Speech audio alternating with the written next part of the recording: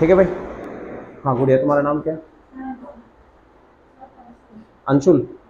अच्छा, और कौन सा स्कूल में हो? KIIT। तुम्हारा कौन सा स्कूल था? Prince public school. तुम्हारा? हिमालय। तेरा माउंट आबू है ना? मदर डिवाइन है ना तेरा? तुम्हारा कौन सा था? DAV। ये पुष्पांजलि वाला? ठीक।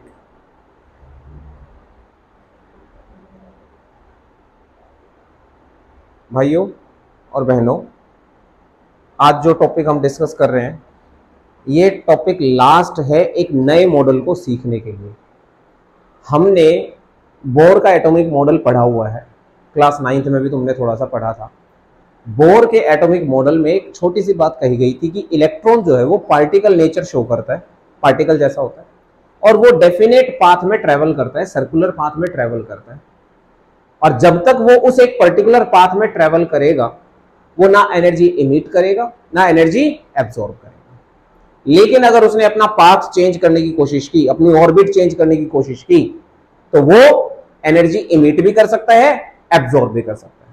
ठीक है, जैसे अभी तुम इस क्लास में बैठ के पढ़ रहे हो तो लगातार नॉलेज को क्या कर रहे हो? एब्जॉर्ब कर रहे हो। फिर पेपर आएगा और पेपर में नॉलेज को इमिट कर दोगे। समझ रहे हो? यानी कि वहां पे ऊपर से नीचे, यहां पर नीचे से ऊपर, यहां नॉलेज बढ़ रही है, वहां जाकर तुम वो सारी की सारी नॉलेज ट्रांसफर कर दोगे। यानी कि अगर इलेक्ट्रॉन ऊपर से नीचे गिरा, एनर्जी इमिट होगी, और अगर इलेक्ट्रॉन नीचे से ऊपर गया तो एनर्जी एब्जॉर्ब होगी। ये सारी की सारी कहानी किसकी थी? बोर की थी। मॉडल, उसने फॉर्मूले भी दिए, बहुत सारी चीज दी, लेकिन बोर मॉडल फंस गया कब? जब आगे जाके डिस्कवरी हुई और पता चला भाई इलेक्ट्रॉन जो है वो लाइट की तरह दोगला है। दोगला मतलब जैसे लाइट डुअल नेचर शो करती है, वेव नेचर भी और बेटा पार्टिकल नेचर भी, इसी तरीके से इलेक्ट्रॉन भी दोनों नेचर शो करता है, पार्टिकल नेचर भी और वेव नेचर भी। और इसी वजह से बोर मॉडल फेल हुआ। अब वेव नेचर के बारे में तो किसने बता दिया? डी ब्रोगली ने। किसने बताया बेटा? De Broglie. डी ब्रोगली भैया क्या कह के गए कि अगर लाइट पार्टिकल की तरह बिहेव कर रही है, कैसे बिहेव कर रही है गुड्डू? पार्टिकल की तरह बिहेव कर रही है, तो उसकी एनर्जी तो होगी सर hc/λ। उसकी एनर्जी क्या होगी बेटा? hc/λ। और अगर वो वेव की तरह बिहेव कर रही है तो उसकी एनर्जी होगी E=mc²। E= क्या होगा बेटा? mc²। एनर्जी दोनों क्या है? बराबर है। जब E बराबर होगा तो बेटा h और c बटे में लैम्डा इधर किसके इक्वल हो जाएगा? mc²। mc²। सर h यहां पे क्या है? h है सर कांस्टेंट, जिसे हम कहते हैं प्लैंक कांस्टेंट। प्लैंक भैया ने दिया था, और इसने प्लैंक भैया ने जो कांस्टेंट दिया था उसकी वैल्यू भी बता दी थी, 6.626 इंटू में 10⁻⁻34 जूल सेकंड। ये h की वैल्यू है। c का मतलब क्या है सर? यहाँ पर c का मतलब वो नहीं है बेटा, यहाँ पर c का मतलब क्या है? वेलोसिटी। किसकी वेलोसिटी? लाइट की। किसकी वेलोसिटी बेटा? लाइट की। और ये भी तो फिक्स होती है, ये भी तो फिक्स होती है। कितनी होती है सर? 3 इंटू में 10⁸ मीटर पर सेकंड। सर ये लंगड़ा कौन है? लंगड़ा नहीं है बेटा, ये लैम्डा है। और इस लैम्डा को क्या कहते हैं बेटा? Wave length. कौन C length? Wave length. Wave की लेंथ। m का मतलब तो सबको पता है बेटा, माताजी नहीं, मास। क्या मतलब बेटा? मास। किसका मास? ऑब्जेक्ट का। किसी भी ऑब्जेक्ट का मास हो सकता है। ठीक है बेटा, चलो काट देते हैं बेटा, काटने में माहिर हो, कट दो। क्या बच गया बेटा? सिर्फ यहाँ पे ईमानदारी से बताओ, c बच गया। अब तुम्हारे पास क्या क्या बचा बेटे? h/λ, और इधर क्या बचा बेटा? m इंटू में c। थोड़ा सा रीअरेंज कर दे, इधर उधर फैला दे, तो लैम्डा की वैल्यू बताओ क्या होगी? वेव लेंथ की वैल्यू क्या होगी बेटा? h/mc। अब हर इलेक्ट्रॉन तो स्पीड ऑफ लाइट की स्पीड से भागता नहीं है, हर एक पार्टिकल तो ऐसे भागता नहीं है स्पीड से, तो हम इस c को रिप्लेस कर देंगे किससे बेटा? v से। तो h इजिकल टू क्या आ गया बेटा? h/ में क्या आ गया? m इंटू में v। m इंटू में क्या आ गया बेटा? v। ये तुम्हारा फॉर्मूला बन गया कि अगर कोई मास, कोई भी ऑब्जेक्ट जिसका मास क्या है? m है, और वो v वेलोसिटी से भाग रहा है, तो उसके साथ जो भी वेवलेंथ एसोसिएट होगी वो क्या होगी? लैम्डा। क्या होगी बेटा? लैम्डा। ये बात मानते हो कि नहीं मानते हो? अगर कोई पार्टिकल ज्यादा स्पीड से भाग रहा है तो उसकी वेवलेंथ क्या होगी? कम, क्योंकि दोनों एक दूसरे के क्या है? इनवर्स है। और अगर कोई हैवी ऑब्जेक्ट है तो उसकी भी वेवलेंथ क्या होगी? कम होगी। उसकी भी वेवलेंथ क्या होगी? कम होगी। इसीलिए जो ये डी ब्रोगली का कॉन्सेप्ट है, किसका कॉन्सेप्ट बेटा? डी ब्रोगली का जो कॉन्सेप्ट है वेवलेंथ का, ब्रोकली नहीं बेटा, डी ब्रोगली वेवलेंथ का, ये सिर्फ और सिर्फ किसके लिए एप्लीकेबल है? Only for microscopic particle. और हिंदी में बोले तो बेटा सिर्फ और सिर्फ इलेक्ट्रॉन्स के लिए। बेसिकली इसके लिए बेटा इलेक्ट्रॉन, सब एटॉमिक पार्टिकल के लिए एप्लीकेबल है, हम जैसों के लिए एप्लीकेबल नहीं। अगर हम जैसों के लिए एप्लीकेबल होता है बेटा हम भी ऊँटों की तरह चल रहे होते हैं, ऐसे वेव की तरह, ठीक है। बट नहीं चलते ना ऐसे। तो नहीं चलने का रीजन क्या है रचित? नहीं चलने का रीजन है कि हमारे साथ जो वेवलेंथ एसोसिएटेड है उसकी वैल्यू बहुत कम होती है, लेकिन सब एटॉमिक पार्टिकल के साथ वेवलेंथ क्या होती है? बहुत ज्यादा। पूछो क्यों? क्योंकि उनका मास बहुत कम होता है। इलेक्ट्रॉन का मास कितना होता है बेटा? मास ऑफ इलेक्ट्रॉन कितना होता है? 9.1 इंटू में 10⁻31 kg। सर ज्यादा तो है 9.1। अरे भैया ये नहीं दिख रहे हो, -31 है। अगर चलना शुरू कर दूं तो रुक ना पाऊं मैं। 0.00000, मैं तो काउंट भी नहीं कर रहा, चलते चले जाएंगे ना बेटा, है ना। 31 तक जाओगे, 30 तक जाओगे, अगर 9 को एडजस्ट भी कर दो तो कितना कम मास है। मास का मतलब वेवलेंथ क्या होगी बेटा? ज्यादा होगी। बोर भैया क्या कहते थे जी? इलेक्ट्रॉन तो सीधा साधा है, ऐसे जाता है एकदम सीधो पट, हाय हाय, हाँ ऐसे ही चला जाता है, बट ऐसे ही चला जाता है बेटा। रुको जाओ, हाँ अब ठीक है। बट इसने कहा डी ब्रोगली ने, ना जी इलेक्ट्रॉन ऐसे नहीं जाता, इलेक्ट्रॉन ऐसे चलता है। इधर चला मैं उधर चला, जाने कहां मैं किधर चला, ऐसे ये पाथ होता है। तो तुमने एक चीज देखी थी बोर के केस में, बोर के केस में तुमने देखा था पाथ था सर्कुलर। पाथ कैसा था? सर्कुलर। इलेक्ट्रॉन इसी में, उसने कहा भाई इलेक्ट्रॉन जो है ना बिल्कुल मेरे इशारों पे चलता है, एकदम सर्कुलर पाथ में, जैसे वो शेर होता है ना चाबुक के डर से, और बस एक ही पाथ में घूमता रहता है। बट बाद में शेर को पता चला अरे मैं तो जंगल का राजा हूं, हमें कौन रोक सकता है, पिंजरे में मारी 2 लात है और चाबुक वाले की चल पड़ी बारात। तो अब ये इलेक्ट्रॉन जो है वो कहता है भाई मेरी मर्जी, जिधर भी जाऊं उधर से आऊं। अब ये पाथ फॉलो कर रहा है इलेक्ट्रॉन, समझ रहे हो। अब जब ये पाथ फॉलो कर रहा है इलेक्ट्रॉन, ऐसा कुछ है पाथ, तो क्या मैं कह सकता हूं कि इलेक्ट्रॉन हमेशा यहां होगा, या मैं कहूं कि इलेक्ट्रॉन हमेशा यहां होगा, क्या मैं कहूं कि इलेक्ट्रॉन हमेशा यहां होगा? क्या मैं इलेक्ट्रॉन की एग्जैक्ट पोजीशन बता पाऊंगा? फिर नहीं। तो फिर तो बोर वाले भैया गलत हो गए ना। भाई बोर भाई तेरी बाकी सारी बात सच्ची, बट ये वाली बात पल्ले नहीं पड़ी कि वो डेफिनेट पाथ फॉलो करेगा, क्योंकि अब तो वो कैसे नाच रहा है बेटा? वेव की तरह। इससे डी ब्रोगली से वेवलेंथ एसोसिएट हो रही है ना पार्टिकल के साथ, और जब वेव एसोसिएट हो रही है तो उसका मोशन कैसा होगा? ट्रांसवर्स मोशन होगा। कैसा मोशन होगा बेटा? ट्रांसवर्स। आ रही बात समझ में? ठीक है। अच्छा, अगली चीज मैं जो बताना चाह रहा था वो ये था कि यहां तक ये बोर मॉडल, ये कॉन्सेप्ट तो समझ में आ गया होगा। आ गया कि नहीं आ गया? ठीक है। इसको और ज्यादा जो वैलिड किया था वो किया था हेजनबर्ग ने। किसने किया बेटा? हेजनबर्ग। अब हेजनबर्ग के बारे में लिखो, तो लिखो हेजनबर्ग क्या कहता है? कहते भाई इलेक्ट्रॉन में और दाऊद में, इलेक्ट्रॉन में और विजय माल्या में, इलेक्ट्रॉन में और ललित मोदी में है, और इलेक्ट्रॉन में और एक और 2-3 भगोड़े, इनमें कोई अंतर नहीं है। क्यों? क्योंकि हमें पता ही नहीं चल रहा कि एग्जैक्टली ये रह कहां रहे हैं। क्यों? जैसे ही पता लगाते हैं अमेरिका में है, तुरंत वहां से फ्लाइट पकड़ के लंदन, तुरंत पता चला लंदन पहुंचे, एक्यूरेट पोजीशन ढूंढी किसी भी तरीके से, तो उड़ के चले गए तंजानिया, मतलब कहीं कहीं भाग रहे हैं। तो एग्जैक्ट पोजीशन और एग्जैक्ट वेलोसिटी हम पता ही नहीं लगा पा रहे ये किस फॉर्म में जा रहे हैं। तो जब मुझे किसी पार्टिकल की एग्जैक्ट पोजीशन नहीं पता, एग्जैक्ट वेलोसिटी नहीं पता, तो मैं कैसे कह सकता हूं कि ये पार्टिकल वहां पे होगा या नहीं होगा, या उसने कौन सा पाथ फॉलो किया होगा। ये बात समझ में आ रही है? इलेक्ट्रॉन के साथ यही है? हेजनबर्ग ने इलेक्ट्रॉन को कहा कि ये ड्रोन है, इसको पकड़ना मुश्किल ही नहीं नामुमकिन है। इसको पकड़ने के लिए 14 मुल्कों की पुलिस इसके पीछे लगी पड़ी है, पर आज तक इलेक्ट्रॉन को कोई पकड़ नहीं पाया। जब इलेक्ट्रॉन को पकड़ नहीं पाते तो उसका पाथ डेफिनेट कैसे डिफाइन कर पाएंगे भाई? तो हाइजेनबर्ग क्या कहता है? It is impossible, it is impossible है।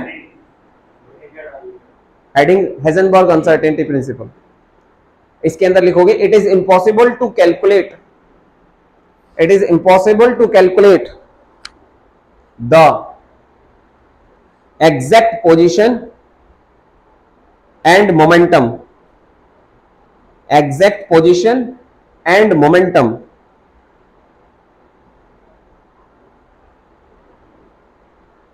एग्जैक्ट पोजीशन और मोमेंटम ऑफ एन इलेक्ट्रॉन। वैसे तो इसने सब एटॉमिक पार्टिकल कहा था, पर तुम इलेक्ट्रॉन भी लिख दोगे तो भी नंबर नहीं कटेंगे। ऑफ एन इलेक्ट्रॉन साइमल्टेनियसली, कैसे बेटा? साइमल्टेनियसली, साइमल्टेनियसली बिल्कुल भी पॉसिबल नहीं। तो इसने कुछ मैथमेटिकल रिलेशनशिप दी। इसने कहा कि भाई exact position delta x into में डेल्टा पी। सर ये डेल्टा एक्स क्या है? इस डेल्टा एक्स को कहते हैं बेटा अनसर्टेनिटी, अनसर्टेनिटी इन पोजीशन। मतलब सर चेंज कैसे? जैसे मान लो ये नीरज सर है, ठीक है, और नीरज सर यहां x1 पोजीशन पे खड़े हैं, और नीरज सर मैक्सिमम कहां तक जा सकते हैं? x2 तक जा सकते हैं। तो नीरज सर के मिलने की पॉसिबिलिटी कहां से कहां तक है? x1 से x2 के बीच में। लेकिन x1 से x2 के बीच में कहां पर है ये मुझे भी नहीं पता, मतलब मुझे तो पता है, तुम्हें नहीं पता, है ना। तो मेरी अनसर्टेनिटी अगर तुम कैलकुलेट करना चाहोगे तो कैसे कैलकुलेट करोगे बेटा? x2 माइनस x1, कि यहां इसी बीच में मिलेगा, मिलेगा तो, नहीं तो ना भी मिले। और जितना ये गैप कम होता जाएगा उतनी हमारी अनसर्टेनिटी बढ़ती जाएगी, क्योंकि मैं और एक्यूरेट पहुंचता जा रहा हूं। जैसे मैं कहूं कि भाई नीरज 100 मीटर के दायरे में मिल जाएगा, इस इंस्टीट्यूट के 100 मीटर के दायरे में मिल जाएगा, तो मिलने की प्रोबेबिलिटी 100 मीटर दायरे। अगर मैं 50 मीटर कर दूं तो मिलने की प्रोबेबिलिटी बढ़ेगी घटेगी? बढ़ जाएगी, बढ़ जाएगी, है ना, कि भाई अब ये 50 मीटर एरिया है, इसी में मिल जाएंगे। फिर तुमने पता लगा अरे भाई ये जो गुप्ता बुक डिपो है इसके इसी की बिल्डिंग में ही रहता है, ऊपर कौन से फ्लोर पे है, फिर तुम्हें पता भी चल गया कौन से फ्लोर पे है, सेकंड फ्लोर पे। लो भाई, और एक्यूरेसी आ गई। और क्या आ गई? एक्यूरेसी। मेरी बात समझ में आ रही है कि नहीं आ रही है? ठीक इसी तरीके से डेल्टा पी क्या है बेटा? ये है अनसर्टेनिटी। किस चीज में अनसर्टेनिटी बताना बेटा? Uncertainty in momentum. किसमें बेटा? मोमेंटम। सर ये वाली भी बात समझ में आ गई, कोई दिक्कत? तो हाइजेनबर्ग ने कहा कि ये जो दोनों वैल्यूज है ना, इनका जो मल्टीप्लीकेशन है वो एक कांस्टेंट वैल्यू के या तो बराबर होगा या उससे ज्यादा होगा, ग्रेटर देन और equal to h upon 4 pi. h upon 4 pi क्या है बेटा? कांस्टेंट। h की वैल्यू अभी बता दी मैंने, क्या था? Planck constant. पाई क्या है? पाई तो सबको पता है, पाई पाई, नहीं पाई तो नहीं पाई, यहां पे है वो पाई। अच्छा जी, तो अब आपके पास क्या बचा बता? अगर मैं कैलकुलेशन पर्पस के लिए लूंगा तो मैं क्या लिखूंगा? डेल्टा एक्स इंटू में delta p equal to h upon 4 pi. लिखूंगा कि नहीं लिखूंगा? h upon 4 pi. बस कुछ नहीं करना तुमने, डेल्टा एक्स को एज इट इज रखो, डेल्टा पी, पी की जगह पे क्या लिख सकते हैं? मोमेंटम। मोमेंटम क्या होता है बेटा? मास इंटू में वेलोसिटी, मास इंटू में वेलोसिटी। जैसे मार्कर मैंने बताया था, ये स्टाइलस है, नॉर्मली फेंक दूंगा ज्यादा चोट नहीं लगेगी, लेकिन ज्यादा ताकत से फेंकूंगा तो चोट ज्यादा लगेगी, यानी कि उसमें मोमेंटम क्या हो गया? बढ़ गया। वेलोसिटी बढ़ा दी तो मोमेंटम क्या कर दिया मैंने? बढ़ा दिया। समझ रहे हो? पिस्तल के अंदर जो गोली होती है बेटा वो डायरेक्ट लगी वो तो खत्म कर देगी कहानी, वही गोली तुम ऐसे किसी का टक मार दो जय भाई मर जाए, ऐसे तो नहीं मरेगा ना। तो वहां पे मोमेंटम क्या होगा? कम। लेकिन पिस्टल के अंदर जाने के बाद मोमेंटम क्या हो जाएगा? ज्यादा। बस मोमेंटम में क्या चेंज कर सकता हूं मैं? वेलोसिटी। मास चेंज नहीं कर सकता। क्या चेंज नहीं कर सकता बेटा? मास। क्या चेंज कर सकता हूं? सिर्फ वेलोसिटी। अच्छा जी, इक्वल टू क्या लिखना है बेटा? h अपॉन 4 पाई। तो बेटा ये m कांस्टेंट है तो इसको बाहर निकाल लूं? निकाल लो सर। अंदर क्या रह गया बेटा? डेल्टा x इंटू में डेल्टा v। इधर क्या आ गया बेटा? h upon 4 pi. बस अब आप लिख दोगे बेटा डेल्टा x इंटू में डेल्टा v इक्वल टू क्या आ गया? h अपॉन 4 पाई m। h अपॉन 4 पाई m। सर अभी तक कोई कहानी हमें समझ में नहीं आई, बस अभी तक हमने फॉर्मूला बनाया है। किसका फॉर्मूला बनाया बेटा? हाइजेनबर्ग अनसर्टेनिटी प्रिंसिपल का। हाइजेनबर्ग अनसर्टेनिटी प्रिंसिपल की ये मैथमेटिकल रिलेशनशिप है जो आपने दिमाग में रखनी है। इसमें मुझे बताओ डेल्टा एक्स क्या है? Uncertainty in position. Delta v क्या हो जाएगा? Uncertainty in the velocity. H क्या वैल्यू क्या है? Planck constant. एम क्या है बेटा? Mass of the object. Mass of the object, ठीक है। देन कोई परेशानी नहीं। अब तुम्हें रदरफोर्ड का मॉडल याद है? रदरफोर्ड भैया ने कहा था कि इलेक्ट्रॉन जो है वो न्यूक्लियस के चारों तरफ घूमता रहता है, घूमता रहता है, घूमता रहता है, जैसे प्लैनेट घूमते हैं। मैक्सवेल आया, अच्छा तूने प्लैनेट और इलेक्ट्रॉन को बराबर रख दिया। अरे बावला, इलेक्ट्रॉन तो चार्ज पार्टिकल है, और जब भी कोई चार्ज पार्टिकल सर्कुलर पाथ में घूमेगा वो तो एनर्जी इमिट करेगा, और एनर्जी इमिट करेगा तो इलेक्ट्रॉन तो न्यूक्लियस के प्यार में डूबता ही जाएगा, डूबता ही जाएगा, डूबता ही जाएगा, सर्कुलर पाथ की जगह पे स्पाइरल पाथ अपनाएगा और फ्रैक्शन ऑफ सेकंड में न्यूक्लियस में जाके गिर जाएगा। इस तरह तो भाई रदरफोर्ड तेरा मॉडल तबाह हो जाएगा। रदरफोर्ड हो गया चुप, उससे नहीं बोला गया फिर आगे। फिर भाई मेरे को समझ में ही नहीं आ रहा मैं कैसे स्टेबल करूं मॉडल को, क्योंकि उसका मॉडल क्या हो गया इसी पॉइंट पे अनस्टेबल हो गया। अब हम यहां मैथमेटिकली प्रूव करेंगे कि वो इलेक्ट्रॉन दौड़ता दौड़ता दौड़ता दौड़ता आखिरकार न्यूक्लियस में जाके क्यों नहीं गिरता, एक इलेक्ट्रॉन न्यूक्लियस में जाके क्यों नहीं रहता। Why an electron cannot book the room in the nucleus hotel? ठीक है, न्यूक्लियस के होटल में इलेक्ट्रॉन अपना रूम बुक क्यों नहीं कर पाता, उसका रीजन मैं एक्सप्लेन करूंगा तुम्हारे सामने मैथमेटिकली। कैसे सर? देखो ध्यान से समझना, लॉजिकल है सारा का सारा। मान लो ये है न्यूक्लियस, मान के लो, मानना ही पड़ेगा, ये गोला लिया मैंने, ये न्यूक्लियस है मान लो, ठीक है। इलेक्ट्रॉन सोचा यार जबरदस्ती कर रहे हैं सब, चल आज मैं न्यूक्लियस में जाके रह लेता हूँ। कहाँ जाके रह लेता हूँ बेटा? न्यूक्लियस में। जब ये न्यूक्लियस में जाके रहा तो मेरे पास खबर आ गई इलेक्ट्रॉन कहाँ पहुंच चुका है, न्यूक्लियस में। मैंने जाके दौड़ के तुरंत उसकी पोजीशन पता लगाई। जब इलेक्ट्रॉन अगर न्यूक्लियस में है तो इसकी अनसर्टेनिटी कितनी होगी बेटा? जो इसकी रेडियस होगी, और इसकी रेडियस होती कितनी बेटा? 10⁻⁻15। 10⁻⁻15 किसकी रेडियस है? ये न्यूक्लियस की। किसने बताई थी? रदरफोर्ड ने ही बताई थी। तो यानी कि इलेक्ट्रॉन कहां पे मिलेगा अगर न्यूक्लियस में होगा? तो इसी के बीच में, इसी के बीच में होगा। तो इसका मतलब डेल्टा एक्स की वैल्यू क्या हो जाएगी बेटा? 10⁻⁻15। कोई परेशानी नहीं, बस इसकी वैल्यू को यहां रख देता हूं मैं, कुछ नहीं कर रहा मैं, इसकी वैल्यू को रख रहा हूं। क्या रख दिया नीरज सर ने? 10⁻15 इनटू में क्या है बेटा? Delta we. एच की वैल्यू बताना बेटा क्या है? 6.626 इनटू में 10⁻34।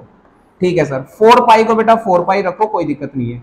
एम क्या है? मास ऑफ इलेक्ट्रॉन 9.1 इनटू में 10⁻31 इनटू में 10⁻31। यहां तक बात समझ में आई बच्चे?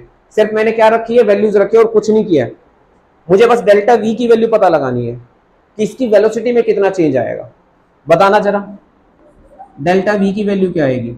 जो भी कैलकुलेटिव पार्ट है उसको साइड रख लो। 6.626 नीचे क्या है? 4 पाई इनटू क्या है बेटा? 9.1। इसको ऐसे रख लो साइड में, इसके अभी मुझे कोई जरूरत भी नहीं है।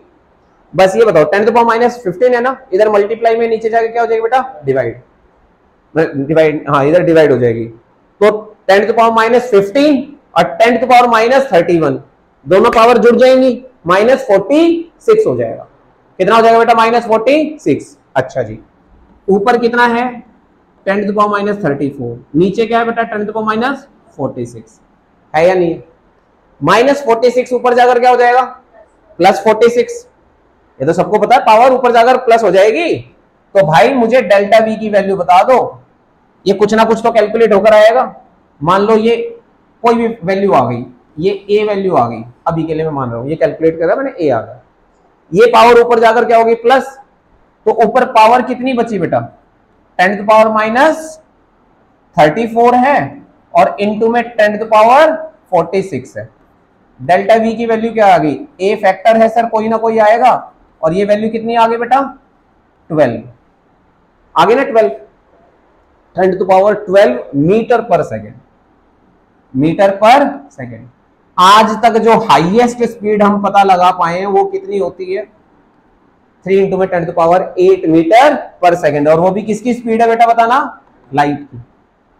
लाइट की स्पीड से भी 10,000 गुना ज्यादा स्पीड हो जाएगी न्यूक्लियस में जाकर इलेक्ट्रॉन की, जो कि पॉसिबल नहीं है, जो कि पॉसिबल नहीं है। इसलिए इलेक्ट्रॉन कभी भी न्यूक्लियस में जाके नहीं रहता। कहता भाई मैं चला तो जाऊं लेकिन मेरी स्पीड इतनी हो जाती है लाइट की स्पीड से भी 10,000 गुना ज्यादा हो गई, तो क्या रुक पाएगा न्यूक्लियस के अंदर इलेक्ट्रॉन? ना, गायब। यानी कि कभी भी इलेक्ट्रॉन न्यूक्लियस के अंदर नहीं जा सकता। समझ गए? रदरफोर्ड बेचारा कब से परेशान था, हेजनबर्ग ने यहां पे आके सॉल्यूशन दे दिया, भाई इस वजह से नहीं जा पा रहा था इलेक्ट्रॉन। ठीक है, क्लियर? तो why electron can not be inside in the nucleus, you can get the answer. ये क्वेश्चन ग्रेजुएशन लेवल पे आता है, तुम्हारे पेपर में नहीं आएगा, चिंता मत करना। ठीक है, बट तुम्हें पता होना चाहिए कि क्या कहानी है। ये क्यूरियस क्वेश्चन होना चाहिए दिमाग में, आप लोगों के भी दिमाग में उठ कर आना चाहिए कि भाई एक इलेक्ट्रॉन है, एक न्यूक्लियस है, न्यूक्लियस तो इलेक्ट्रॉन को अपनी तरफ अट्रैक्ट करेगा, तो गिर क्यों नहीं रहा वो उसमें जाके? ऐसी क्या चीज है जो उसे रोक रही है? एक तो ये रीजन है, और दूसरा रीजन है कि उस पॉइंट पे जब इलेक्ट्रॉन होता है वहां पे दो फोर्स एक दूसरे को क्या करती है? काउंटर बैलेंस करती है। सेंट्रीपिटल और आपकी एक फोर्स जो इलेक्ट्रोस्टैटिक फोर्स ऑफ अट्रैक्शन होती है, दोनों एक दूसरे को बैलेंस आउट कर देती है, इसलिए उसके अंदर पाथ कैसा बन जाता है बेटा? सर्कुलर। वो किसने बताया था? बोर ने। अब तो भूल जाओ, सर्कुलर पाथ नहीं होता इलेक्ट्रॉन का। इलेक्ट्रॉन का पाथ डिफाइन ही नहीं है, क्योंकि इलेक्ट्रॉन अब कैसे बिहेव कर रहा है बेटा? वेव की तरह। ठीक है, मैंने तुम्हें पहले भी बताया कई बार कि अगर तुम्हें रियल में बोर मॉड इसका मतलब रियल में एटम की इमेज को देखना है या एटम को इमेजिन करना है, तो मधुमक्खी के छत्ते में हाथ दे दो जाके, मतलब हाथ मत दो, मधुमक्खी का छत्ता देखो। मधुमक्खी का छत्ता जब तुम ध्यान से देखोगे तो मधुमक्खी का जो छत्ता है वो न्यूक्लियस है, एंड ऑल मधुमक्खीज are the electrons. They do not have definite path, but their probability of finding their positions is very near to the chhatta. But as you move away from the chhatta, the probability of finding madhumakhi is very less. But you can't say madhumakhi's probability finding is 0. हो सकता है किसी मधुमक्खी का मन कर गया हो, घूमता घूमता किसी के कंधे पे बैठ गई और घूमती घूमती चली गई हो लंदन या कहीं और, वहां तक जाओगे तो वहां जाके मिल जाएगी, पर प्रोबेबिलिटी 0 कभी भी नहीं होगी। समझ गए? समझ में आ गया ये फॉर्मूला? चलो नोट कर लो। बट एक मिनट, इसका मतलब तो ये हुआ सर कि जो बोर भैया थे वो कहते थे डेफिनेट पाथ है। अब कैसा पाथ है? प्रोबेबल पाथ है। प्रोबेबल पाथ की कौन कौन इकामत करते हैं? प्रोबेबल पाथ को कौन डिफाइन करते हैं? दो लोग, डी ब्रोगली और हेजनबर्ग। ये दोनों कहते हैं भी प्रोबेबल पाथ है, हो सकता है यहां इलेक्ट्रॉन मिले